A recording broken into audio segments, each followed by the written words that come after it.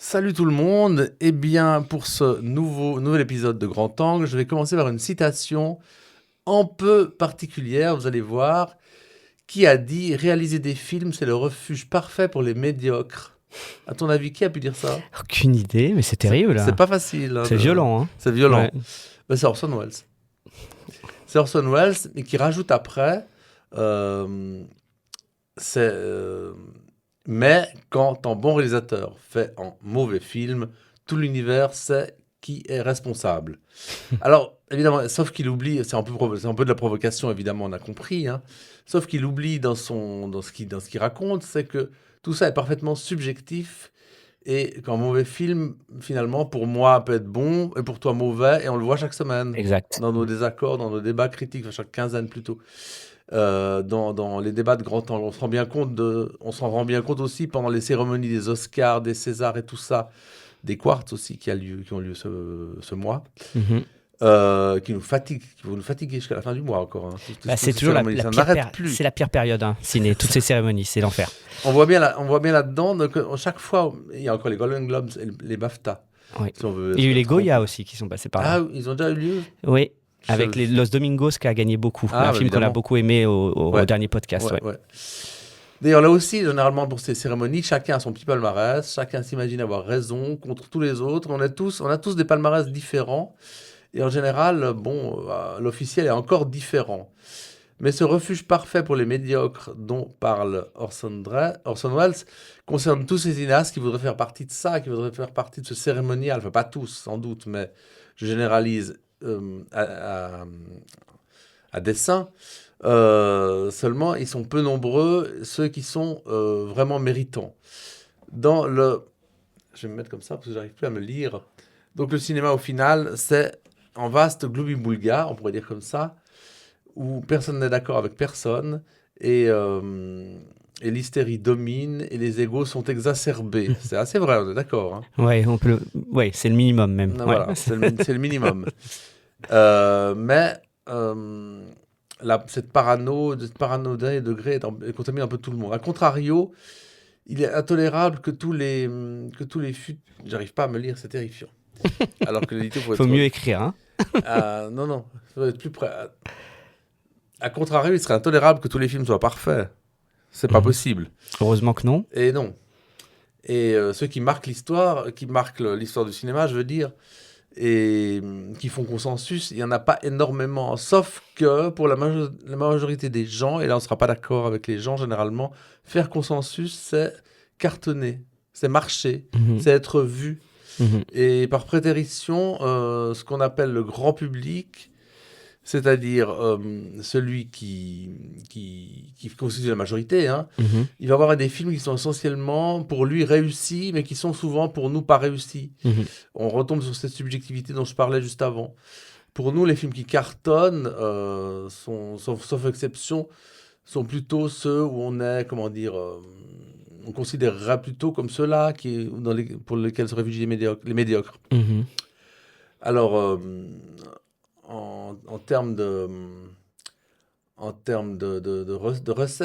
recettes, évidemment. Ouais, de réussite sans salle, quoi. Voilà, Ouais. ça, c'est rien. Mais ces reproches qu'on peut faire au cinéma cette tentative d'élitisme qui parfois Mhm. nous... Gagne un petit peu. Non, mais un peu, mais qui parfois nous est reproché, nous Mhm. cible. Dans Grand Angle, on s'efforce au contraire à l'objectivité, Mhm. notre objectivité, en essayant de parler uniquement de films qui nous paraissent dignes d'être représentés. C'est pour ça qu'on ne parlera pas forcément de grosses comédies françaises, sauf en tout cas, il n'y en a pas eu. Ou de gros films à gros De gros budget, films etc. mainstream américains, Ouais, de gros ouais. blockbusters. Mhm. Notre credo, c'est plutôt le débat d'idées dans la contradiction, parce qu'on estime que, là, on l'a déjà dit, mais c'est bien de le rappeler, on estime que la contradiction, le respect de l'autre dans le désaccord, c'est fondamental dans notre credo. Alors ça se joue à ce niveau-là, c'est pas un désaccord haineux, jamais. Mhm. On est d'accord, si j'ose dire. On est d'accord de ne pas être d'accord. On est d'accord d'être en désaccord. Mm. Sur ce, bienvenue à tout le monde et à toutes et à tous. Bienvenue Pierrick, comment vas-tu aujourd'hui? Très bien, très heureux d'enchaîner avec ce 11e numéro. 11e épisode, déjà. Et en effet, tu en as parlé un petit peu de la remise des prix, mais... Je crois que tu vas y revenir. Voilà, on va y reparler un petit peu, notamment des Césars qui ont lieu il y a 15 jours. Ouais. J'ai l'impression que nous, on a débuté hier le podcast. J'ai l'impression Ouais, que ça passe hyper vite. C'est dingue. Et alors, tout de suite, je vais passer au sommaire de cette émission, qui est assez chargé, hein, avec 5 films, comme toujours dans notre débat critique. 5 films, on sera pas forcément d'accord l'un avec l'autre. 5 excellents films. Non, pardon. 5 films, je déconne. Alors, pour commencer, on va parler de Los Corrientes, le nouveau film de Milagros Moenthaler, qui a vu Leopardor à Locarno, je vais le rappeler tout à l'heure. Ensuite, qui débute sur une tentative de noyade. Ensuite, on entamera avec La guerre des prix d'Anthony Deschaux, qui nous apprend que les grands groupes industriels sont des salauds. On ne savait pas. Non, je ne savais pas. J'ai découvert quelque chose vraiment là. Ouais, là, on était contents. Ouais. Ensuite, on va aborder Don't Let the Sun de Jacqueline Zund. Autre réalisatrice suisse. Ouais, autre réalisatrice suisse, qui est une sorte de fiction proche de l'expérimental. Et film d'anticipation. On en parle dans 2 secondes, qui n'est pas un film banal, pour moi. Ensuite, on aura Victor comme tout le monde de Pascal Bonitzer, son nouveau film qui rend hommage à Victor Hugo avec un look unique, j'ai trouvé d'une sobriété remarquable. Enfin. C'est pas le seul compliment que j'ai adressé à ce film. Et ensuite, on abordera Alter Ego de Nicolas Charlet et Bruno Lavenne, avec en double Laurent Lafitte, qui rend décidément beaucoup dans l'actualité ces jours, parce qu'on l'a vu au César tout raflé. Meilleur acteur, en César improbable. Ouais, mais de meilleur acteur. Meilleur acteur. Ouais. C'était pas mon... De toute façon, qui d'autre, hein? Ouais, mais bon. Qui d'autre? Il y avait l'acteur de l'étranger. Ah ouais. Mieux, oui, t'as raison. Si. Voilà. Enfin bon. Et en deuxième partie d'émission, on reçoit cette semaine le jeune cinéaste Mathias Carlier. Et je suis content parce que c'est la première fois qu'on reçoit un cinéaste, je veux le signaler, qui nous parlera de son film Toute ma vie, que personnellement j'aime beaucoup, et qui est sorti le 4 mars, mais qui sort en différentes dates, je crois, dans la Suisse romande. Il nous dira peut-être ça tout à l'heure. Et on est content de recevoir enfin un cinéaste pour une émission de cinéma. On ne l'avait pas encore fait. Non, on avait tout, hein, distributeur, acteur, comédien, directeur de festival, de salle. Ouais. On n'a pas eu de poste technique. Non, pas encore. Peut-être un monteur, ce serait intéressant. On aura un jour. Si Grand Angle continue. Mais bien sûr, pourquoi? Si je bafouille pas trop. Non, ça va aller, promis. Alors, et ensuite, on terminera avec nos habituels coups de cœur et coups de gueule, comme le veut la désormais tradition de l'émission. Mais on va y aller parce que le temps file. Et on va commencer avec Las Corrientes, qui est une coproduction entre la Suisse et l'Argentine. Ça signifie les courants. Je ne prends rien à personne, mais enfin bon. Alors de quoi s'agit-il, Pierrick, et qu'en as-tu pensé? Oui, donc c'est le 3e long métrage de la réalisatrice suisse-argentine Milagros Moenthaler, donc que j'ai pu découvrir au GIF d'ailleurs cette année. Et justement, le film, comme tu l'as dit en introduction, s'ouvre à Genève et de manière complètement impulsive et inconsidérée, la personnage principale, Lina, va se jeter en fait dans le Rhône alors qu'elle vient de gagner un prix prestigieux de styliste de mode. Elle va rentrer à Buenos Aires après cette forme de tentative de suicide, et puis un mal intérieur semble se diffuser en poison dans son corps, un corps qui va s'anesthésier, un corps qui va être de plus en plus absent, avec une peur phobique de l'eau qui va se développer chez elle et qui va soulever la thématique du trouble psychique dissociatif. Alors moi je vais être relativement direct, c'est un film que je trouve très pompeux, prétentieux, mathématique et relativement glaçant, je trouve. Mathématique. Ouais, ah non, ça t'aime pas. Hein. Non, mais je trouve ça trop c'est un carré. compliment pour moi. Ouais. Donc, Là, non. Ça dépend dans quelles circonstances. Là, pour moi, non. Et je trouve, en effet, la mise en scène de Moenthaler en surcontrôle, alors que le film, lui, parle justement de perte de contrôle. Donc je trouve que là, il y a une ambiguïté dans la mise en scène. Le film, je trouve, est très cadenassé, assez raide, et je trouve un manque en fait d'empathie envers son propre personnage, cette Lina qui, je trouve, dans le film, erre dans un tunnel plutôt froid et déroutant comme ça. Toute la thématique de l'eau est plutôt intéressante, cette peur qui va se déclencher après cette tentative de suicide dont j'ai parlé tout à l'heure. Mais encore une fois, je trouve que ça a de la peine à rendre vivant cette Lina, avec cette métaphore quand même, je trouve, très démonstrative. C'est un film un peu poseur, si je puis me permettre, et un film qui manque un peu de vie, et comme je l'ai dit tout à l'heure, un peu de décontrôle. Et puis je trouve que tout ça finit un peu par nous mettre à distance de l'enjeu, à distance de du personnage, à distance de l'émotion qui se dégage pas vraiment du film. Et puis je trouve qu'il y a beaucoup de choses, tout devient un petit peu brouillon parce que l'intérêt du film, c'est de comprendre ce personnage. Et d'où vient en fait d'où vient ce traumatisme, ce trouble psychique qui va se développer chez elle. En fait, la réalisatrice Mumenthaler va nous donner trop de pistes à la fois. D'un côté, elle va parler que ça vient de la pression sociale. C'est une femme qui est en grande réussite et qui semble un peu gangrénée par sa propre réussite, une pression générée par un statut social très très important à Buenos Aires. Et puis à un moment donné, elle va parler aussi de la mère de Lina, qui semble elle aussi atteinte de cette maladie. Donc là, on va plutôt sur le versant congénital et de la transmission du trouble psychique. Bref, je trouve qu'il y a beaucoup de questions, pas beaucoup de réponses, et le film se perd un peu. Alors moi, je comprends un peu l'ambition de la réalisatrice qui l'orne clairement du côté d'Antonioni, qui laisse d'Ackerman, de Hitchcock, des grands noms comme ça qu'on peut retrouver. En tout cas, on voit un peu l'ambition du film, mais je trouve que ça patine très fort, et je trouve notamment que ça manque un peu de quête introspective chez cette actrice, chez ce personnage, pardon. Je sais que tu n'avais pas énormément aimé le film, mais moi si, dans Vie privée de Zlotowski, par exemple, je trouvais que la démarche intérieure de Jodie Foster était beaucoup plus profonde, beaucoup plus intéressante. Et là, en fait, finalement, je trouve qu'il n'y a pas grand-chose à se mettre sous la dent. Le film passe comme ça et puis finit dans une sorte de happy end. On se rend compte peut-être qu'elle va sortir de tout ça, mais comment, pourquoi? Voilà, donc je trouve que le film est plutôt froid, sclérosé et un peu encrouté dans sa prétention, et ça manque un peu d'aspiration, ça manque un peu de vie. Ouais, ça manque de beaucoup de choses pour moi. Ouais, je sais pas ce que tu en penses. Globalement, je suis d'accord avec toi, quelques nuances près, mais vraiment d'accord sur quasiment tous les points. Okay. Et moi, le cinéma de Milagros Mumenthaler, j'ai jamais adhéré. Alors en 2011, on va rappeler qu'elle avait remporté le Léopard d'or à Locarno pour Abrir Puertas y Ventanas, son tout premier film. J'étais pas du tout fan, et que je trouvais déjà objectivement... je trouve maintenant que c'est même le plus faible de ses films, c'est dire. Elle était revenue à Locarno avec le deuxième film, La Idea de un lago, l'idée dans le lac, je crois. Et c'est celui que je préfère, mais je ne m'en souviens pas bien, mais c'est quand même celui que je préfère dans mon souvenir.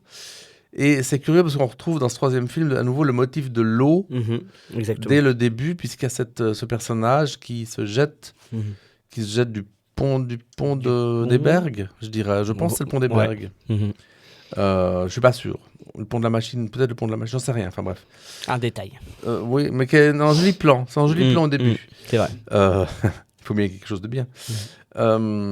Alors, cette obsession pour l'eau comme refuge, l'eau comme... Comme peur aussi. Ouais, comme aimant, l'eau comme appel de la mort et comme source d'angoisse. Il y a tout ça là-dedans, mais elle ne sait pas trop ce qu'elle veut dire, hein, j'ai l'impression, cette cinéaste. Je ne sais pas trop ce qu'elle veut raconter. Elle Sur son répond personnage, pas aux questions. Non, moi non plus. Il y a beaucoup de questions soulevées, pas grande réponse, je trouve. Ouais. Je trouve ça trop désincarné pour moi, trop distant. J'arrive pas à m'accrocher ni au personnage, ni à ce qui lui arrive, à quoi que ce soit même. À la limite, ce que je préfère dans le film, c'est le tout début à Genève, la séquence où on la voit errer dans les rues, sur le pont, comme ça. On voit justement le pont du Mont Blanc à l'arrière-plan, puis devant, probablement le pont des Bergues, parce qu'il n'y a aucun pont entre les deux. Enfin, je tatillonne un peu là. Mais à partir du moment où elle part à Buenos Aires, ça fonctionne pas pour moi. Je sais pas pourquoi ça fonctionne plus. Et réussir à filmer Buenos Aires avec autant de froideur, alors que moi c'est ma ville de cœur, qui est une ville tellement chaleureuse, il y a tellement de choses dans cette ville, et de filmer Buenos Aires de manière aussi glaciale, franchement, je m'y attendais pas. Et le film pourrait se dérouler n'importe où. Oui, il y a pas de raison. C'est ça. Alors que pour moi, voilà, bref. Mais ça, c'est mon côté personnellement. J'ai une relation particulière avec cette ville, mais c'est incroyable. J'ai jamais vu Buenos Aires aussi mal filmé, on va dire les choses. Donc le personnage est fantomatique, et moi, le film me laisse à l'extérieur de ce qu'il raconte. Donc voilà. Ouais, on n'a pas été emballé, quoi. Hein. Non. Et j'ai l'impression que c'est une cinéaste qui va rester comme ça C'est son style, hein, c'est son angle. Ouais. C'est son angle. Mais ça plaît, hein. Ça plaît. Alors, il est sorti le 4 mars. Il est en salle depuis le 4 mars, ouais. Voilà. On passe à la guerre des prix. Ouais. Alors, le pitch, je vais pas faire tout le pitch parce que ce serait long. Ça décrit globalement la confrontation entre une centrale reliée à plusieurs hypermarchés, une centrale d'achat en fait. On est en présence d'une jeune femme qui est la fille d'agriculteur qui travaille d'abord dans l'agriculture, puis ensuite qui devient chef de rayon, qui va avancer dans cette boîte pour essayer de rester fidèle à ses convictions en combattant un système qui broie l'être humain, qui broie les petits producteurs. Ouais. Les petits producteurs. Alors, c'est un peu... C'est vrai, c'est ça, il n'y a pas de métaphore là derrière, c'est un film contre le système. Alors, c'est un film de dénonciation et de démonstration, pour moi, qui utilise des schémas narratifs assez classiques, assez déjà rebattus, et des raccourcis aussi. C'est un cinéma qui est proche de ce qu'on faisait dans les années 70. Le genre de film un peu démonstratif et souvent sociétaux, comme ça. Alors, je trouve assez plaisant à regarder, je ne vais pas dire le contraire, je ne me suis pas ennuyé, mais il n'y a pas d'enjeu cinématographique pour moi dedans. Alors, est-ce que c'est grave ? Je ne pense pas tellement, finalement, parce qu'il faut pas oublier que ce film, il ne correspond pas à nous, il correspond à un public de manière tout à fait bijective. Alors là, je dis à terme, à dessin, en termes mathématiques, bijective, à un public qui aime cela. Il se destine à un public et pas à un autre. C'est comme ces gens qui lisent des romans qui sont tirés d'une histoire vraie. C'est le même genre de comparaison. Ouais, mais faire un film qui exclut une grande partie des gens, c'est déjà... c'est la plupart des films, ça. Ouais, mais en tout cas, ça peut pas être l'ambition du cinéaste au départ. Non. C'est pas possible. Non. Alors, c'est là le problème. Alors, c'est aussi un film rural qui tourne le dos à la modernité. Et encore, on voit pas beaucoup. Hein. Non. Moi, c'est les reproches que je vais faire. On voit pas beaucoup la campagne. Les campagnes, on les voit quasiment pas dans le film. On voit à peine des vaches. À peine. Ouais. Pas assez de vaches. Et c'est un film qui fait confiance à ses acteurs. Alors, il y a Olivier Gourmet, il y a Anna Girardot, ça, c'est quand même un gage de qualité. Il y a Julien Frison, qu'on connaît moins, parce que je crois qu'il préfère le théâtre, il est sociétaire à la Comédie Française, sauf erreur. Et alors, la conclusion, c'est que je déteste pas le film, mais je le trouve un peu anachronique dans sa manière. Et qui enfonce un peu, je trouve qu'il enfonce un peu les portes ouvertes. Ah, c'est le minimum que tu peux dire là. Je m'en tiens au minimum. Et alors, c'est Anthony Deschaux. J'ai l'impression que c'est un premier film. J'ai pas trouvé la confirmation dans ce que j'ai cherché. Je sais pas. En tout cas, c'est le premier film que je vois de lui. Ça, c'est une certitude de mon côté. Et qu'avant, il était plutôt acteur et on l'aurait vu notamment dans Le Bureau des légendes, la série de Canal+. J'ai pas vu. Ouais. Je l'avais vu, mais je ne me souviens pas ce qu'il y faisait. Anthony Deschaux doit avoir un tout petit rôle. Donc voilà, j'ai pas détesté, mais je suis assez partagé. J'adore pas non plus. Ouais, moi je suis un peu plus dur que toi. Je sentais venir. Parce que, en fait, ce qui est drôle, c'est que dans le podcast précédent, on avait parlé d'anachronisme de manière positive avec Los Domingos, justement, en disant que le sujet était un peu anachronique, mais portait un peu le film. Le sujet était absolument pas dans l'air du temps de Domingos. Exactement. Là, il l'est. Mais c'est le. Je trouve que le film, en effet, avait une vision complètement quand même dépassée, au mieux naïf, franchement, et puis au pire, complètement à l'ouest. Je trouve que vraiment, même, le sujet est vraiment d'un autre temps. C'est-à-dire que il va parler principalement, justement, moi j'aurais aimé un film qui va s'intéresser beaucoup plus aux faibles, aux gens de cette souffrance agricole. Ça m'a fait penser, vraiment à Petit Paysan qui avait été très très bien en 2017 de Charuel. Là, pas du tout. En fait, il se désintéresse totalement à ce monde agricole, etc., qui aurait pu être un sujet intéressant. Et je trouve que, en fait, son cinéma, se focalise quasiment uniquement sur cette confrontation, ça tu l'as pas dit, entre cette dualité qu'il y a justement entre la grande gueule, le grand balourd avec sa gouaille, etc. Et puis la gentille Fifi qui lui fait face et qui va exactement et Girardot et qui va faire face et qui va progressivement se faire un peu contaminer comme ça. Franchement, c'est vraiment caricatural. C'est de cette binarité comme ça, cette dualité. Les années 70. C'est vraiment ringard, franchement. Pour moi. Jusque là. Et puis, tu as parlé de la morale La morale, quand même, c'est quand même le capitalisme, c'est mal. Le gagnant, c'est toujours le plus fort. L'argent, ça pervertit les gens. Le principal, c'est quand même la famille. Tout ce qu'on a découvert dans le film. Vraiment, c'est quand même relativement affligeant. Et je trouve que le film, pas de sujet, nous apprend rien. Ce débat existait dans sa petite comptabilité, mais qui intéresse personne. Je trouve que vraiment, et en plus des choses, je trouve, se plantent de regard. Parce que, en fait, honnêtement, à force de se focaliser sur cette grande enseigne, comme je disais, il oublie d'en filmer les plus faibles. Et in fine, son point de vue qui se veut ou qui s'imagine en grand dénonciateur, je dénonce les grands mécanismes d'une loi de marché truquée, corrompue. Il dénonce, après il le fait pas bien, mais il dénonce. Mais attends, je vais te dire que, en fait, pour moi, non. En fait, pour moi, ça se retourne contre lui, parce que pour moi, le seul personnage cool, intéressant, c'est comment il s'appelle l'acteur, j'ai oublié. Julien Frison. Exactement, c'est celui qui a. Le frère. Non, c'est le mec, la grande gouaille, etc. Ah, Gourmet. Il dégage une puissance à l'écran, il a un truc hyper magnétique. Il se régale, on le connaît. Exactement, mais c'est lui en fait qui ressort du film principalement, alors que c'est un peu le méchant. Et puis je trouve que, je suis désolé, je vais pas faire de spoiler. Mais en fait, le film... Non, mais je trouve que le film, franchement, petit à petit, il va rentrer dans le rang, il se tait, il accepte la situation, ça bouge pas, il y a pas de révolte, il y a une forme de compromis, et le film s'éteint comme ça. Donc je trouve que c'est un film... Ça se conclut d'ailleurs comme ça. Exactement, c'est un film qui ne dénonce rien, et voire pire, qui se morfond dans une sorte d'acceptation de la situation sans aucun élan de révolte. Et je trouve ça, en fait, vraiment raté. Donc, et encore une fois, la morale, c'est vraiment, comme je disais, quoi, c'est vraiment du niveau de la guerre, c'est mal, le cancer, c'est nul. Enfin, c'est vraiment de ce niveau-là.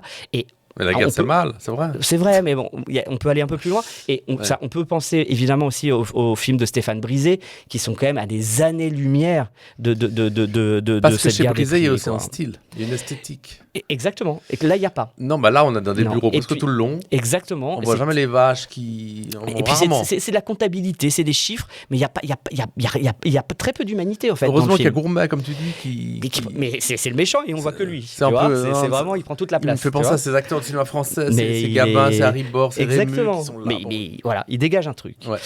En tout cas, le film, lui, sortira le 18 mars en salle. Est-on sûr ? Oui, tu as raison. Tout comme Don't Let the Sun, exact, dont tu vas nous parler, que je suis très heureux de ne pas devoir pitcher. Ah bah, je m'en charge. Donc en effet, là pour le coup, c'est un premier long métrage de cette réalisatrice suisse. Long métrage de fiction, elle a fait des longs métrages documentaires, sauf erreur. Ok. Film d'anticipation qui va montrer une terre aride, asséchée, par des températures qui sont complètement insoutenables. Par exemple, une petite séquence marrante où, en fait, marrante. Intéressante, où il montre l'école. L'école maintenant va se dérouler la nuit, parce qu'en fait durant la journée les élèves ne peuvent plus aller à l'école, et justement le soleil brûle, tue, et justement là aussi ils disent à un moment dans le film que les enfants et les personnes âgées ne peuvent plus sortir dans la rue, sont interdits de sortir du fait de ces chaleurs insoutenables. On n'a pas d'indication du thermomètre dans le film. Si, à un moment donné, 49 degrés. 49, c'est invivable, je crois. C'est au début. 49. La loi de 42, c'est invivable. 48-49 degrés annoncé au début, si. Et en conséquence de quoi, on a des corps, en fait, qui s'évitent. On a une anesthésie, comme ça, des relations humaines, du vide, beaucoup, de l'absence, et puis une humanité qui suffoque et qui est relativement... qui est à terre. Alors moi, c'était une bonne surprise pour moi. J'ai plutôt bien aimé le film, et il y a notamment deux éléments que je trouve vraiment très très très intéressants dans le film. C'est d'abord le travail photographique. Je trouve que la photo, et je l'imagine, les moyens doivent être limités pour elle. Mais dans ce film, elle n'a pas dû avoir des moyens débordants. Elle n'a pas les moyens de Spielberg. Exactement. Sûr. Et je trouve que l'image et le travail de la photo image parfaitement bien justement cette chaleur qui terrasse, cette surexposition à l'image. Et je trouve ça vraiment plutôt bien fait. L'autre chose que j'aime bien, c'est son travail de repérage. Je trouve que le film est très architectural, va naviguer dans des espaces très désertiques, mais habités. On a des structures géométriques, des lieux qui sont vraiment, en fait, superbes, vraiment. Donc, je pense qu'il y a un travail préalable de la réalisatrice et de son équipe de faire du repérage et de trouver des structures qui sont géométriques comme ça, qui montrent une forme de futur, mais très contemporaine quand même. Enfin, un futur, mais très d'aujourd'hui.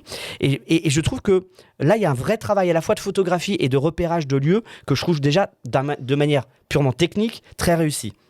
Après, je trouve qu'il y a un rythme, une lenteur qui ne me déplaît pas du tout et même qui me plaît. Ça m'a fait penser un peu au cinéma de David Lowery, notamment, et puis également au cinéma de Claire Denis, beaucoup. À fond Claire Denis, et notamment ces corps là qui s'entrechoquent, ça fait évidemment penser à un beau travail à 100%. Et donc je trouve que le film en effet est vraiment habité, mais peut-être, et c'est peut-être la même reproche que j'ai fait, c'est peut-être un reproche que je fais au cinéma suisse, mais peut-être un film qui est peut-être trop léché, trop millimétré. Je trouve que chaque séquence semble hyper réfléchie, hyper calculée, et je trouve ça manque peut-être un petit peu d'impulsivité et de lâcher prise. En tout cas, et je trouve que le fait que ce soit très millimétré comme ça, très, très travaillé vraiment, à la fois ça peut être positif comme je l'ai dit au départ, mais à la fois ça peut être négatif parce que je trouve que lorsqu'elle veut amener un petit peu d'émotion avec cette relation qui va naître entre le garçon et la petite fille, eh bien je trouve que là ça manque un petit peu justement d'émotion, ça manque un petit peu de chaleur, ça manque un petit peu d'un quelque chose d'un peu plus puissant émotionnellement et qui met un peu à distance. Mais néanmoins, comme je l'ai dit et je me répète, je trouve que c'est vraiment une belle surprise pour moi. Je trouve que le rythme lent est là mais n'ennuie jamais. Il y a des images qui marquent, qui portent, et puis c'est un film finalement avec un peu d'espoir en cette humanité qui est certes à terre, asphyxiée, mais vivante quand même par l'annexion de cette petite fille, de ce garçon, de cette émotion naissante, de cette humanité retrouvée entre ces deux corps qui au départ sont séparés et se rejoignent. Donc il y a quand même un petit peu d'espoir quand même d'une humanité qui certes est en train de crever, mais qui n'oublie pas de se retrouver quand même.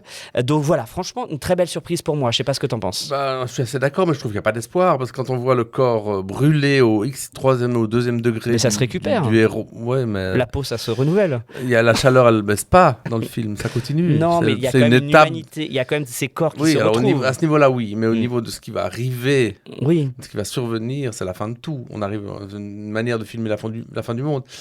Alors moi, ce que j'aime beaucoup, c'est que c'est un film de fiction qui a la lisière de l'expérimental, un film où il se passe presque rien, finalement, il se passe quand même beaucoup de choses, où les corps sont lâchés dans le vide, ils errent comme ça, comme des fantômes, sous une chaleur meurtrière, et je trouve même pulsatile. Ce jeune homme qui s'appelle Jonah, qui a 28 ans, qui s'inféode au désir des autres. J'aime bien l'idée. J'aime bien ce côté abstrait continu, ce côté desséché de l'intrigue. On ne sait pas où on est. On est dans une ville, mais quelle ville? C'est vrai, il n'y a pas de... Ça peut être Buenos Aires, ça ne peut pas être Paris, mais on dirait plutôt une ville d'Amérique du Sud, mais c'est trompeur. Hein. On ne sait pas. Ouais. On ne sait vraiment pas. On ne sait pas qui est non plus ce jeune homme, ce Jonah. On ne sait pas d'où il vient, de son passé, qu'est-ce qu'il en est. On sait à peine son présent.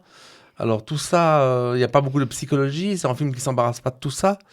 Elle se délaisse de toutes ces choses-là. Et vraiment, les personnages sont réduits à leur corps. Et tout de suite, évidemment, la séquence où ils s'empoignent les uns avec les autres. Puissante. Ça, c'est le beau travail de Claire Denis. C'est une référence directe pour moi. Ah oui, évidemment. C'est évident. Donc on voit très bien quel cinéma elle veut faire. Alors visiblement, ses précédents films, qui étaient en l'occurrence documentaires, étaient de la même eau. Je les ai pas vus, malheureusement. Ça, c'est considéré comme une fiction. C'est une première fiction qui était en concours à Locarno l'an passé, dans la section cinéaste du présent, qui est une section toujours intéressante. Il faut toujours aller voir. Bon, le problème, c'est qu'il y a autant de films qu'en compétition et on n'arrive pas à tout voir. Et j'aime bien la manière dont elle s'interroge sur le devenir écologique du monde. Alors, Jacqueline Zund, elle prépare un autre film qui s'appelle Heat, Chaleur. C'est pas un remake, à mon avis. Non, de Michael Mann. Non, je pense pas. Et visiblement, c'est son obsession. Je me réjouis de voir ça, parce qu'elle sera sans doute portée par le côté positif qu'on peut avoir pour ce film-là. Elle aura peut-être plus de moyens. Bon, je sais pas, on verra. Donc c'est un film que j'encourage les gens à aller découvrir. Ouais, de même. Ensuite, on passe à Victor comme tout le monde de Pascal Bonitzer, que personnellement j'ai énormément aimé, je crois toi aussi. Le film se centre sur Robert Zucchini, qui est un comédien. Pour moi, c'est un comédien à la retraite, mais je ne sais pas si c'est dit dans le film. Je ne suis pas sûr, c'est pas très important. Un comédien qui ne jure que par Victor Hugo. Et tous les soirs, il va dans un théâtre parisien pour lire plutôt et raconter des extraits de l'œuvre de Victor Hugo. En même temps, lorsqu'il n'est pas sur scène, il est un peu mélancolique, il est un peu triste.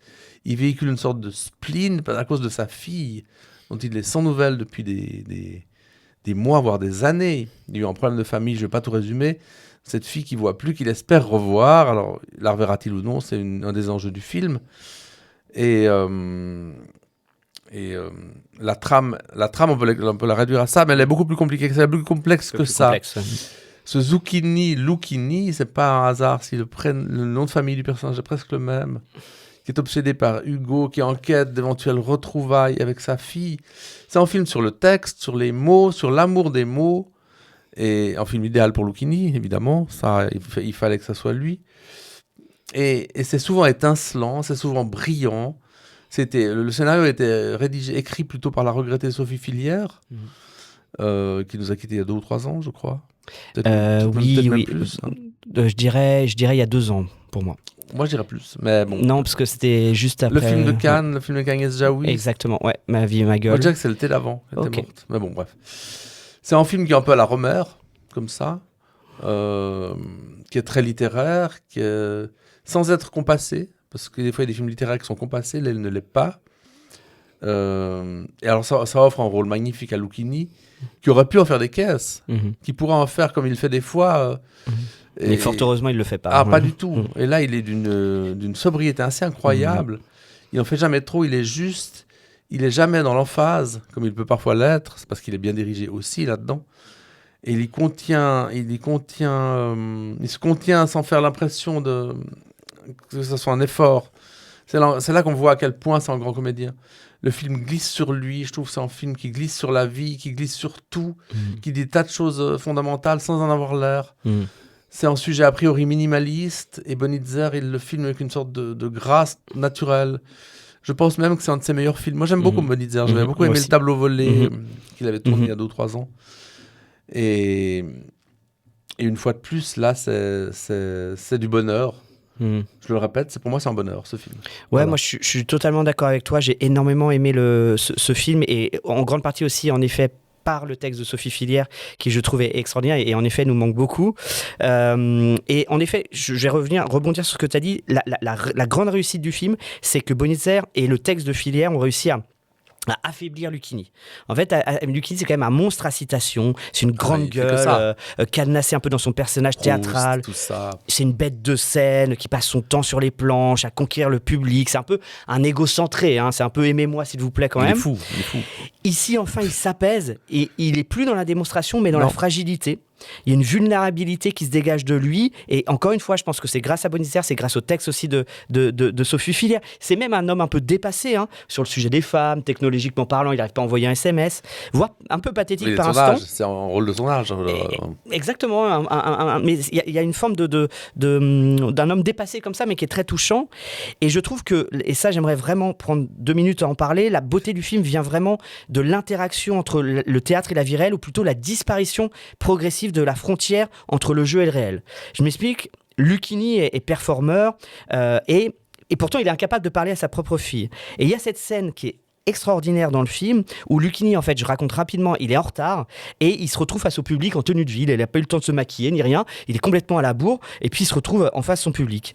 Et là, qu'est-ce qui se passe ? Eh bien, en fait, va venir face à lui le seul public qu'il a jamais réussi à conquérir, c'est-à-dire sa fille, en fait. Il conquérit tout le monde, il y a une personne sur cette terre qu'il n'a pas réussi à conquérir, c'est sa fille. Et c'est sa fille, qu'est-ce qui va se passer dans ce théâtre ? Elle va sortir de ce théâtre. Et en fait, là, on a vraiment cette confrontation entre le réel et le jeu, et ça, je trouve ça extrêmement fort. On a également une scène similaire aussi dans le film où on sait que Léopoldine, donc la fille de Victor Hugo, est morte en mer, et évidemment il va y avoir aussi une scène. On l'apprend plutôt, moi je le savais pas. Enfin on l'apprend, c'est vrai, moi je l'ai appris dans le film, et il y a un événement aussi où il va y avoir un événement un peu similaire avec sa propre fille. Bref, ça n'arrête pas de... Et ça c'est Fillière, c'est son génie, c'est ces interactions permanentes entre le réel et le jeu qu'on retrouvait déjà dans Ma vie, ma gueule, qui était pour moi l'un des plus beaux films que j'ai vu il y a 2 ans ou 3 ans. Ça c'est de Sophie Fillière. De Sophie Fillière, et que là on retrouve exactement les mêmes procédés ici par son texte dans ce film. Donc voilà, moi il y a vraiment ça qui m'a vraiment marqué, qui m'a vraiment beaucoup touché, et puis voilà, c'est vraiment un portrait d'un homme aussi face à ses propres démons, face à ses faiblesses, un homme fragile qui n'arrive pas à parler à sa fille et qui va comprendre qu'il y a tu parlais d'un film des mots, je suis totalement d'accord avec toi, mais là, il va comprendre qu'il y a autre chose que les mots. Et que la vie n'est pas que les mots, la vie n'est pas que Victor Hugo. Il le comprend aussi au contact des 3 comédiennes qu'il va voir dans ce théâtre. Exactement, et que la vie, c'est aussi l'amour de sa fille qui l'attend, et c'est vraiment bouleversant. Donc vraiment, c'est clair, on invite tout le monde à aller le voir. Et c'est pas un film qui joue sur le suspense, va-t-il retrouver sa fille qui va se passer. Il n'y a pas le côté mélo. Non, il aurait pu. C'est un autre niveau, je trouve. Ça aurait été comme ça dans un film américain. Et le film est en salle, est sorti le 11 mars. J'ai pas noté, mais oui, Si, oui, 11 mars, t'as raison. Il reste à parler d'Alter Ego. Le dernier. Laurent Lafitte Show, je te laisse commencer. Ouais, alors dans ce double jeu en jeu de miroir, avec un pitch d'accord très Quentin Dupieux, avec un Laurent Lafitte qui voit double. Alors il y a une version low cost qui s'appelle Alex, qui est chauve, en vélo, avec un couple qui va pas du tout, et qui va faire face à une version un peu 5 étoiles qui s'appelle Axel, un autre qui a une jolie chevelure, une femme magnifique, une voiture électrique, tout va bien. Personne ne semble remarquer la similitude physique, hormis Alex, qui en devient fou et qui va se mettre à espionner les moindres gestes de son sosie de luxe, qui est donc son voisin à la maison d'en face. Et puis, à partir de là, leurs deux vies vont commencer à se superposer et se confondre. Alors pour moi, c'est un film un peu comme Alex, c'est-à-dire un peu low cost, parce que c'est du sous-tout. Pour moi, c'est du sous-Dupieux. D'abord, premièrement. Puis ensuite, quand le film vrille un petit peu dans une version un peu plus horrifique, c'est une forme de sous-Jordan Peele aussi. Donc c'est un film un petit peu... Pas de spoiler, promis. Non, je m'arrête là. Un film un peu en toc, prisonnier un peu de ses références. Et il n'y a évidemment pas du tout la profondeur métaphysique de Dupieux. Il n'y a évidemment pas le travail radical de Jordan Peele. Donc je trouve que c'est un film un peu un peu low cost au final. Ce que j'aime bien et la partie que je préfère, c'est la partie comédie, c'est-à-dire les 45 premières minutes, c'est un peu le sketch de Gad Elmaleh là, du blond, c'est-à-dire que ça c'est assez drôle parce que t'es pas encore le conflit ouvert. Exactement, parce que en fait ce Axel ou Alex, je sais plus, bref, la version parfaite, il est vraiment parfait, mais c'est insupportable, et du coup c'est drôle parce que c'est vraiment, il joue de la guitare parfaitement, sa femme est extraordinaire, et bref, pendant 45 minutes c'est relativement drôle, c'est plutôt amusant, mais lorsque ça veut aller un peu plus loin. Et lorsque le film veut aller dans une autre séquence, un petit peu dans cette fusion des deux corps, eh bien, je trouve que c'est un peu bâclé, c'est un peu mal écrit. Je trouve que toute la fin est vraiment bâchée. Voilà, c'est raté. Donc, en fait, ce qui est un peu terrible ici, c'est que ça aurait peut-être été mieux de rester sur son versant comédie, à la limite, qui marchait plutôt bien, mais ils ont voulu les deux en faire quelque chose d'autre. Ils avaient fait les deux le film avec Alain Chabat, avec deux personnalités aussi. Même thème. Et le même thème également, qui était... Comment il s'appelait Deux personnes. Deux personnes l'histoire aux deux personnes. Voilà, exactement, qui était... Moi, j'avais trouvé plutôt réussi, d'ailleurs, par rapport à celui-là, en tout cas dans le souvenir que j'ai du film. Donc je trouve qu'en effet c'est un film qui reste très en surface, qui n'arrive en tout cas pas à dépasser la comédie et ces 45 premières minutes, et s'effondre très rapidement dans franchement toute la fin pour moi est hyper bâclée, hyper ratée, et passer à côté total de toute cette fin, malgré les quelques rires que j'ai eu sur ces 45 premières minutes. Ouais, au début c'est pas mal, c'est assez drôle. Qu'est-ce que t'en penses ? Il y a des moments où on sourit, on va être globalement d'accord, c'est alarmant. C'est pas alarmant dans le sens d'habitude, on est plus en désaccord que ça. Moi, j'aime bien les films sur le double en général. Alors ici, il y en a évidemment, on est dans le thème, avec cette affaire de sosie. Pour moi, c'est un film qui se situe, comme tu l'as dit, entre Quentin Dupieux et la comédie française de base. Ça joue pas tout à fait les deux cartes. Laurent Lafitte, il est évidemment à l'aise comme un poisson dans l'eau. Là-dedans, dans ce double rôle, il performe. Il est parfait. Il a tendance parfois à en faire trop, mais c'est dans le sens du scénario, parce qu'il faut en faire un peu trop pour que ça soit drôle, justement. J'aurais aimé que le film soit plus cruel, plus acéré, qu'il soit en particulier sur la fin, qu'il soit plus qu'on arrive vers quelque chose de plus... À la limite, pousser le curseur un peu. Pousser le curseur beaucoup plus loin. Je crois qu'ils n'ont pas osé pour des questions de rapport au public ou de choses comme ça, j'en sais rien. Producteur. Ouais, c'est bien possible. J'ai pas l'impression qu'ils ont eu les coups des franches. Non, cette fin, en tout cas, ça donne cette impression-là. Et cette fin donne cette impression-là qu'il manque quelque chose. Ouais. Alors, ce qui m'a impressionné quand j'ai lu le CV de Nicolas Charlet et Bruno Lavenne, c'est la longueur du CV. Il y a au moins 40 pages.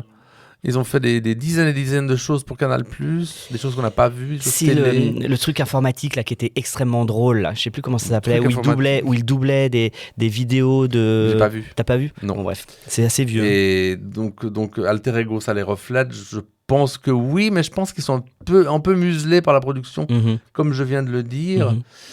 Alors, je trouve que c'est un film au final marrant, mais trop anecdotique pour moi. Ça devrait être un peu moins anecdotique que ça. Mais il y avait un potentiel, je trouve, quand même. Il y a toujours un potentiel. Il y a un potentiel. Oui, il y avait un potentiel.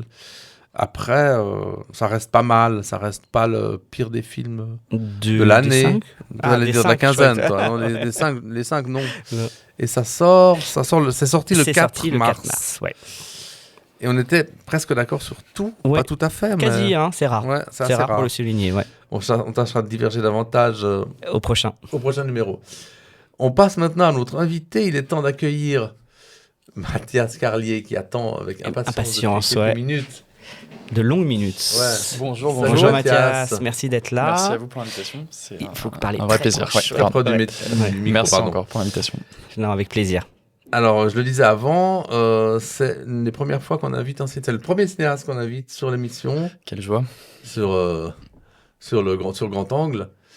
Et je suis d'autant plus content que tu as réalisé un film qui s'appelle Toute ma vie et que moi je trouve très bien. Alors, avant de parler de ce documentaire qui est à l'affiche depuis quelques jours, depuis le 4 mars, depuis une semaine. Le 1er mars. 1er mars, depuis dimanche. Sorti avant, à Lausanne avant. À Sainte-Croix aussi. Ouais, c'est ça, il fait différentes villes. Alors, le film fait le portrait d'un jeune ado difficile avec qui tu as passé 3 années. Tu as tourné le film durant 3 années. C'est ton premier long métrage, après 2 cours. Mais avant d'en parler, je veux juste te situer un peu pour qu'on sache qui tu es.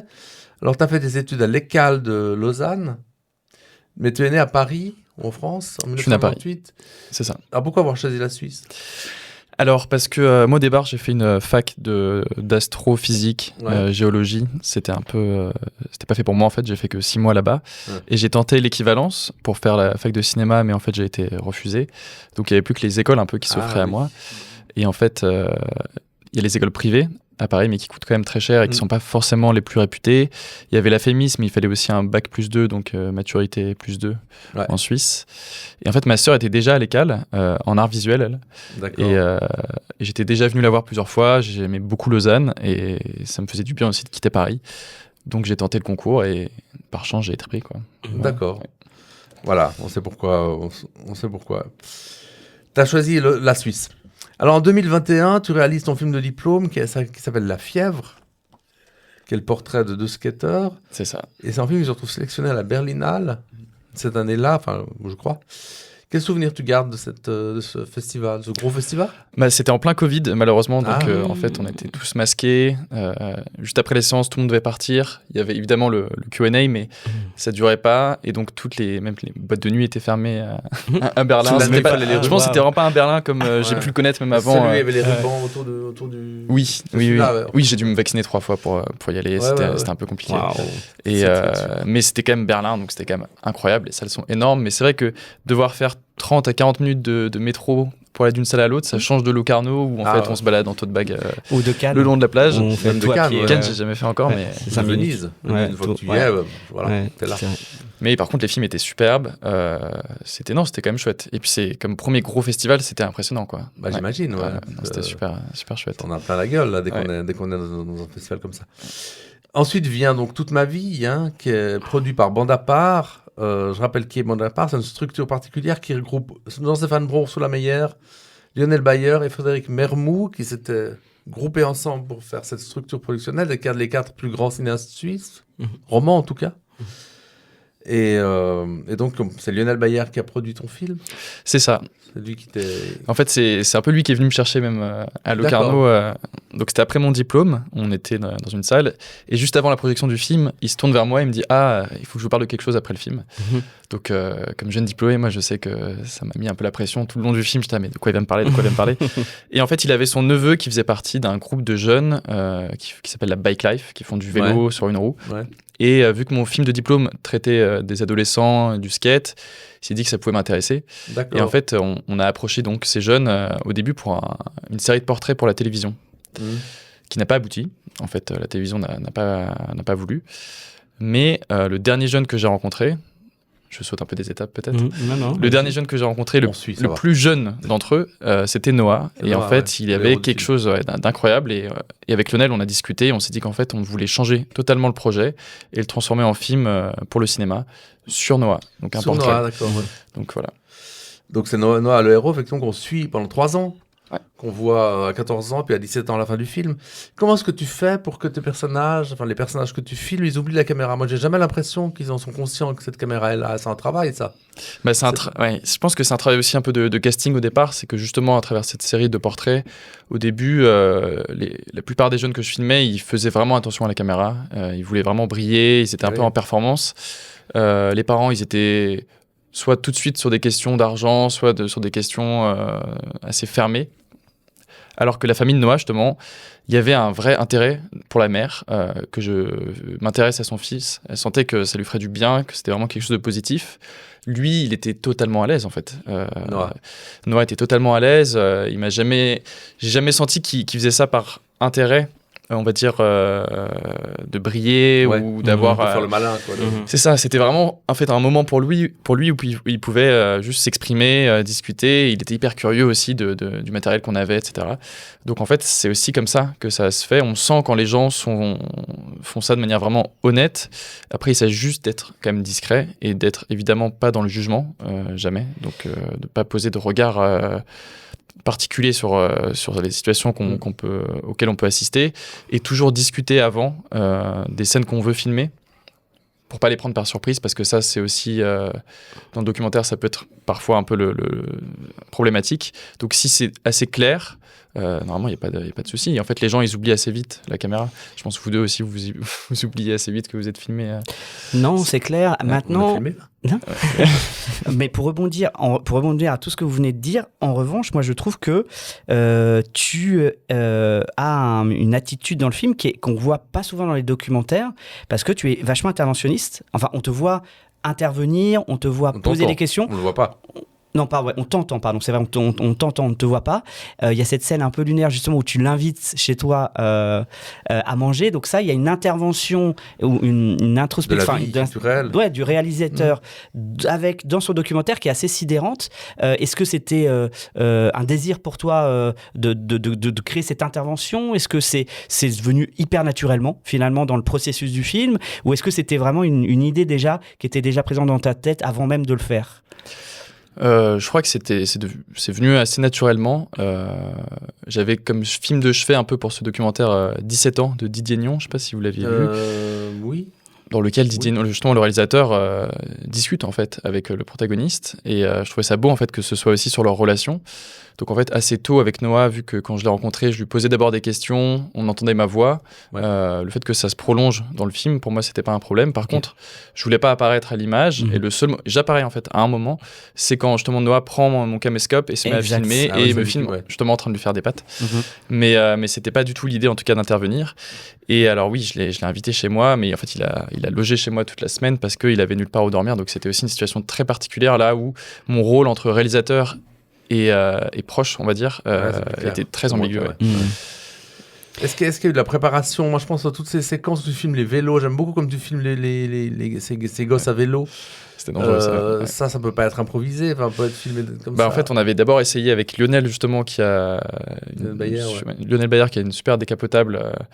Donc, c'était très pratique pour les filmer, sauf qu'en fait, très vite, on se retrouvait dans des embouteillages, les feux rouges, et les jeunes, donc, ils passaient leur temps à nous attendre, donc ça cassait un peu leur rythme. Et donc, on a changé de moyens, et c'était avec un vélo cargo que moi sur lequel je pédalais. À l'avant, donc il y avait le cargo normalement fait pour des enfants, dans lequel la chef opératrice Myriam Guénard se mettait, souvent en plus à l'envers. Et en fait, on était comme ça. Et on les suivait, on allait à toute vitesse avec eux. Donc je vivais aussi ces moments d'adrénaline. Et en même temps, ça nous permettait de rester proche d'eux, de nous faufiler. Et donc, je pense que c'est pour ce projet-là, en tout cas, c'était un des meilleurs moyens pour les suivre, quoi. Et non, c'était chouette, mais ça faisait peur quand même. Oui, je pense qu'en plus il y a des prises ratées et puis que ça n'a pas gardé forcément. Oui, inévitablement. Le point. J'imagine que tu es toujours en contact avec Noah aujourd'hui. Oui, bien sûr. Il sera là ce soir, on projette le film donc au Cinéma Bio, il sera là aussi. Juste après nous, tu vas là-bas, sauf erreur. La thématique de l'adolescence, est-ce que c'est quelque chose qui te marque d'un point de vue, est-ce que c'est un choix peut-être personnel, parce que c'est peut-être une période personnellement qui t'a bouleversé, touché, où il y a eu des éléments particuliers, ou est-ce que de nouveau c'est un sujet qui t'a intéressé parce que des personnages, parce que cette rencontre avec Noah, mais est-ce que tu as une relation particulière à l'adolescence pour que c'est marqué comme ça déjà ta filmographie en tout début de carrière? Bah, ce qui est drôle, c'est qu'en fait, c'est en deuxième année à l'ECAL qu'on a eu un atelier mené par Blaise Harrison, qui est un réalisateur suisse aussi, qui lui est un peu un spécialiste. Il a aussi fait Armand l'été, un documentaire sur un adolescent aussi de 15 ans, spécialiste de l'adolescence, et il nous a un peu imposé justement ce thème. Et moi, à ce moment-là, j'étais tellement loin des adolescents, je me suis dit oulala, mais qu'est-ce que je vais faire? Et donc j'ai eu l'idée de filmer plusieurs ados dans leur chambre directement, parce que je me suis dit c'est quoi un peu le lieu fort pendant l'adolescence? C'est souvent notre chambre, c'est là ça renferme un peu des secrets, que ça raconte des choses sur nous. Et en fait, en les écoutant parler, je me suis retrouvé. Je crois que c'est une période hyper importante pour moi que j'avais un peu occultée ou que j'avais un peu oubliée. Et tout d'un coup, me retrouver face à ces jeunes, ça m'a énormément touché. Et c'est pour ça que mon film de diplôme qui a suivi, c'était aussi sur 2 adolescents skateurs, amoureux, et qu'après avec Noah, il y a eu une vraie rencontre, et que même si on n'a pas du tout le même parcours, je me suis retrouvé aussi dans sa manière de ressentir les choses. Et donc ouais, je pense que aujourd'hui, je me rends compte que c'est vraiment une partie importante de ma vie, et que c'est la raison pour laquelle je voulais traiter de ça. Là, je m'oriente un peu plus vers l'enfance, donc je recule encore un peu de quelques années, mais voilà. Comment est-ce que tu as fait pour te détacher de Noah? On voit une très belle séquence vers la fin où vous parlez de la fin du film, où on a l'explication du titre du film d'ailleurs qui surgit à ce moment-là. Et comment tu as fait pour t'en détacher, si tant est qu'on puisse? Parce que, comme tu dis, tu le vois encore, tu es toujours en contact. Donc, Alors, je ne me suis pas du tout détaché de lui personnellement. En fait, on avait commencé à faire le montage avec Brice Cardinal depuis plusieurs mois déjà. Et on avait donc vu une trajectoire qui se dessinait clairement. Et on sentait un peu quelle scène il nous restait à tourner pour que le film soit bouclé quelque part. Et donc, c'est en tant que réalisateur que je me suis détaché à ce moment-là. Parce que je sentais que le film, justement... Voilà, on va pas spoiler, mais avait touché à sa fin. Moi, je continue de voir Noah, on se voit régulièrement, et en fait, donc, par rapport à ça, il y a pas de différence. Voilà. Et puis, pour conclure, tes ambitions pour la suite, est-ce que tu as des projets en cours ou des vrais projets? Il y a un film en cours, d'après ce qu'on peut lire sur le site de Swiss Film. Alors, est-ce que tu peux nous en dire un mot peut-être? Justement, c'est le prochain film traite d'une relation entre une mère et son fils de 9 ans. Donc c'est un peu un challenge que je vais essayer de relever parce que c'est pas simple de tourner avec des jeunes enfants. Fiction. Okay. Pour l'instant, fiction, qui peut peut-être aboutir au final à un film documentaire si je rencontre les bonnes personnes. C'est toujours... faut rester ouvert là-dessus. Je suis actuellement en écriture et en recherche de production. Donc je suis ouvert à toute opportunité. J'entends. C'est toujours Bande à part film qui produira le film? Pas pour l'instant. D'accord. Non. Ça marche. Mais ça pourrait. Ça pourrait. Voilà, on Donc on rappelle toute ma vie qui, donc tu as dit, qui est déjà sortie en salle depuis le 1er mars. C'est ça, qui passe donc ce soir au Bio, qui passe demain au minimum à Neuchâtel. Et demain, vendredi, pardon. Ouais, alors ça sera du coup déjà passé. Elle passe Est-ce que... il passe tout le mois. Il passe tout le mois à Puy, en tout cas, au City Club. Au City Club. Il va sûrement passer au cinématographe en avril aussi. Ok, de Lausanne, voilà. ouais. Donc il faut quand même surveiller le Memento parce qu'on sait que ce genre de film, ils ont des horaires moins habituels que les autres. Oui, exactement. On va terminer avec nos coups de cœur et coups de gueule. Tu peux rester, il y en a pour 5 minutes. Ou à moins que tu sois pressé. Si tu es pressé. Non, il est tout prêt. Non, je suis. Ça va, ça m'intéresse. On avait calculé. Alors, je sais plus qui doit commencer. C'est moi ou toi qui commence les coups de cœur? Ouais, moi je peux commencer. D'accord. Alors moi, mes coups de cœur, coups de gueule, c'est en gros un débrief des Césars. Tu mélanges. Pourquoi? Non, je pose la question. Je suis un débrief des Césars. Donc débrief des Césars, on va commencer. J'interviendrai pendant ton coup de cœur. Ouais, bien sûr. Alors moi je commence par le positif, toujours. Ouais. Moi j'ai trouvé la cérémonie plutôt réussie. Pas trop chiante, pas trop pompeuse. Non, franchement, je me suis endormi. J'ai vu 1000 fois pire. Hein. Ah, moi j'ai vu pire aussi. Ah ouais, largement. Ouais. Je trouve que ça enchaîne. Il y avait quelques sketchs de bon goût. Je trouve que l'ouverture de Alison Wheeler avec les vannes sur l'abbé Pierre, etc., c'était impeccable. Les comédiennes de la comédie française avec le truc du costume, c'était bien. Manu Payet, je trouvais ça plutôt pas mal. C'est pas mal l'histoire qu'on sort de la salle. Il l'avait déjà fait. Un classique. Mais franchement, plutôt bien fait. Le discours de Jim Carrey, c'est le grand moment de la soirée. Franchement, en français. fait. C'était hyper touchant. Le discours de Camille Cotin juste avant sur lui était, je trouve, très très juste. Il y avait un hommage quand même à Frédéric. On parle de documentaire. Il y avait un hommage de Frédéric Weisman par Alice Diop, qui a très bien parlé dans de ses films Welfare, je crois. Exact. Elle cite le plan de début de Welfare. Très juste, très bien. Cronenberg qui remet le César du meilleur réalisateur, c'est quand même pas mal. Drôle de discours. En français, alors qu'il parle pas français du tout. Non, mais un peu foiré aussi avec. Sa présence était pas mal. Et côté récompense, nous on est très. Laverne était drôle. Laverne bien, si, efficace. Ouais, c'est vrai. Côté récompense, moi très heureux pour Nino qu'on avait adoré dans Grand Angle de Pauline Loquès. On lui avait prédit le César d'ailleurs. Exactement. Donc révélation masculine. Et également meilleur premier film. Bon, moi, j'ai pas du tout aimé le film Dossier 137, mais je suis très heureux pour Léa Drucker, qu'on encense systématiquement dans Grand Angle. C'est une très grande actrice. Elle est formidable et du coup, qu'elle gagne enfin ce César de meilleure actrice, c'est très bien. Second ? Elle l'a dit à un moment donné, je l'ai déjà vu. Ça a été dit en tout cas. Alors ça, j'ai pas le. Pour jusqu'à la garde, c'est possible. Peut-être. Ouais. À vérifier. Mais en tout cas, je suis très content pour elle. Très heureux pour Arco, que j'avais adoré comme film d'animation. Le Paul Thomas Anderson comme film étranger. Ah non, je suis fâché. Tout autre candidat que rate quel César, moi, moi ça me va, je suis pas choqué. C'est rate ou rien. Linklater en meilleur réal, moi je trouve ça bien aussi, donc plutôt pas mal. Côté coup de gueule, le discours de Gondry, j'ai trouvé ça complètement nul. Je trouve qu'il est passé complètement à côté pour présenter Jim Carrey. Et franchement, un peu malaisant quand même que Dubos récupère un César face à Panahi après le long discours. J'ai pas vu le film de Dubos. Moi je l'ai vu.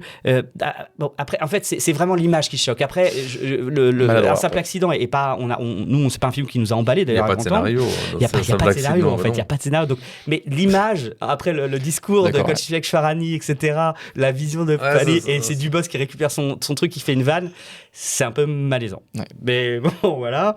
Après, qu'est-ce que je peux dire d'autre ? J'ai été déçu pour le documentaire de Put Your Soul de Sepideh Farsi, que j'aurais pensé que ça aurait été un très beau moment de remettre ce prix après tout ce qu'on sait, ce qui s'est passé. C'est quoi qu'il y a eu le documentaire ? C'était le chant de la forêt. Le chant qui était assez beau quand même. Qui était beau. Film. Mais ça aurait été un beau geste, tu vois, de donner à Farsi à ce moment-là.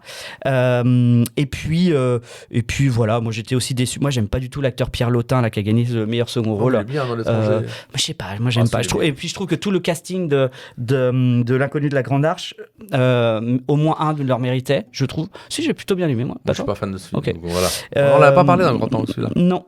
Je sais pas pourquoi, mais... Et en gros voilà, mes coups de cœur, coups de gueule, mon petit débrief des Césars. Donc c'était pas mal. C'est pas atroce. Ça aurait pu être pire. Hein. Ouais. Ça aurait pu être pire. Total. Alors moi j'ai des coups de cœur plus classiques, un coup de cœur très très classique même. Juste signaler qu'à la fin du FIFDH, donc les 16 et 17 mars, quelques films qui ont été programmés récemment au Grutli reviennent pour 2 jours à l'affiche, et c'est pas négligeable du tout de les voir à ce moment-là, parce qu'on pourra revoir à ce moment-là, les gens qui ne les ont pas vus, Magellan de Lav Diaz, dont on n'a pas parlé, mais qu'on aime magnifique, moi j'aime beaucoup. Sublime. On pourra revoir Kouko, le maître du kabuki, je ne sais pas si tu l'as vu, mais il passera aussi 1 ou 2 fois. Il y aura encore Que ma volonté soit faite de Julia Kowalski, qui passera aussi là pour 2 séances, je crois. Formidable. Et Les filles de Soumitra Perias, ce film du Sri Lanka qui était restauré cette année, l'an passé à Cannes, et qu'on avait découvert même à cette occasion-là. Il repasse aussi le temps d'1 ou 2 séances au Grutli, histoire de ne pas briser tout à fait leur cycle qui était cassé par la programmation du FIFDH, comme chaque année. Donc ça, je trouve bien qu'ils repassent ces films-là, parce qu'ils sont tous bien. Ouais. Et il y aura aussi Arco. Ouais. Mais Arco, c'est pas une découverte de Grutli, je crois pas. Non. Donc voilà. Tout ça à voir en salle le 16 et 17 mars prochain. Coup de gueule, là, il y avait du choix. J'avais du choix entre les Césars, mais Pierrick tout est chargé. Je voulais parler des apparitions horrifiques de Madonna à la Fashion Week de Milan. Que je trouvais ça atroce. Je l'ai trouvé entre une gorgone et un sac poubelle qui se promène. Je savais pas quoi penser. Je trouve ça atroce. Et bon, musique, finalement, ça n'avait pas grand rapport avec le cinéma. Non, mais bon, ça fait toujours plaisir. La chose qui m'a le plus énervé, c'est cette rumeur, qui n'est pas du tout une rumeur, qui est une news persistante, comme quoi Meryl Streep aurait été approchée il y a quelques jours pour tourner dans une série, pas Netflix, mais enfin, ça pourrait, une série qui sera tirée de l'affaire Gisèle Pellicot. Oula. On incarnerait le personnage. Je trouve ça, franchement, c'est intolérable. Passe encore que Gisèle Pellicot est allée voir est posée aux côtés de la reine Camilla à Buckingham. C'était le cas ces derniers jours. Qu'elle ait reçu une médaille de l'ordre du mérite en Espagne. Il manquerait plus qu'elle passe aux Oscars. Hein, dans le genre, il y a le film sur Samuel Paty qui est inquiétant. Hein. Oui, je pensais pas. C'est qui et quoi Et c'est comment C'est à Cannes. Je sais plus, c'est qui l'acteur qui va jouer. Qui est dans 120 battements par minute. Oui, et dans Anatomie d'une chute tout à aussi. fait. C'est lequel tu sais, l'avocat dans l'avocat méchant. j'ai un trou de mémoire. Il est super. Pire quand on est mémoire. On a tous un tour de mémoire. Les trois ensemble. C'est ça. Je regarde vite. Reinhardt. Oui. Reinhardt. Antoine Reinhardt. Super acteur. Ouais. Et qui interprète Samuel Paty. Et donc là, maintenant, Gisèle Pellicot, au secours. Si elle refuse, qu'on annule cette production, c'est pas possible. Non, je suis d'accord. C'est d'une indécence totale. Depuis la sortie de son livre, d'ailleurs, elle est très décriée. Gisèle Pellicot, elle n'y peut rien, mais il y a un peu une certaine mesure à avoir. Voilà mon coup de gueule de cette semaine, de cette quinzaine.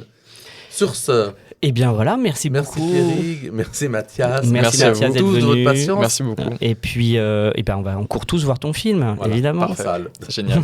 Allez, à bientôt. Et puis on se retrouve tous dans 2 semaines. Ouais, exactement. Ouais. À dans 2 semaines. Ciao tout le monde. Ciao.